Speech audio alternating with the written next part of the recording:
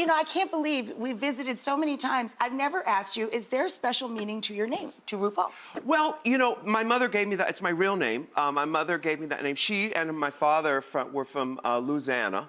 My daddy, too. Your daddy? What part? My dad, James Claude Gregory Ray. What part of Louisiana? Well, they moved all over, but Baton Rouge. Baton Rouge.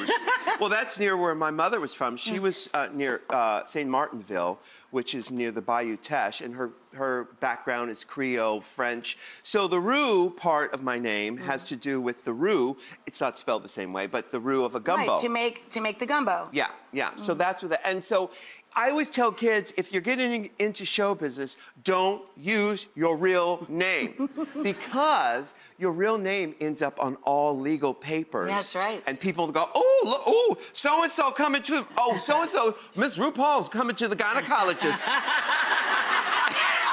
And her name is right here.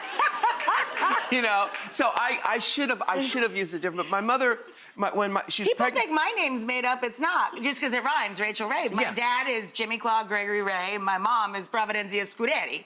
My full name is Rachael Domenico Scuderi Ray. But you know, it's funny about names. There's a rhythm, and even with numerology, there's a rhythm to names. So you have to be careful with them. You know, so because you know, I always think if you have a baby, you should name it either John or Jane, and then by the time they're 13, maybe for their bar mitzvah, they get to choose the name that they want. Oh, nice. Because you know the rhythm. The rhythm of who a person is doesn't really sort of make itself as the person evolves. Yes, yes. So couldn't you just listen to Ru all day, all night, round the clock? I loved SNL. You were phenomenal.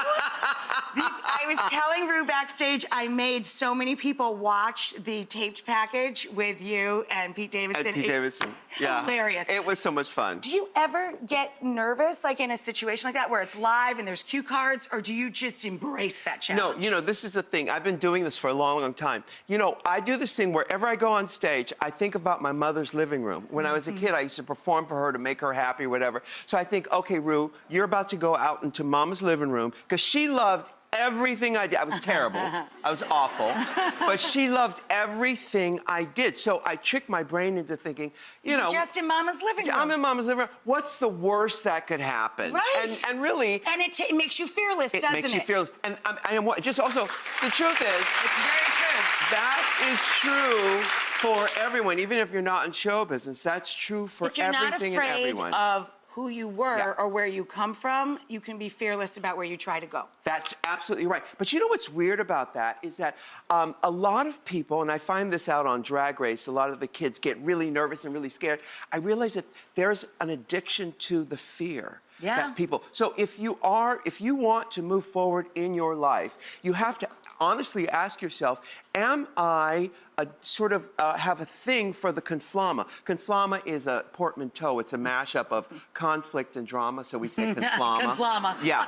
You have to ask yourself if you are addicted to the conflama. That person being in the panic. That's right. Panic at the disco. Panic at the disco. Not good. Not a good thing.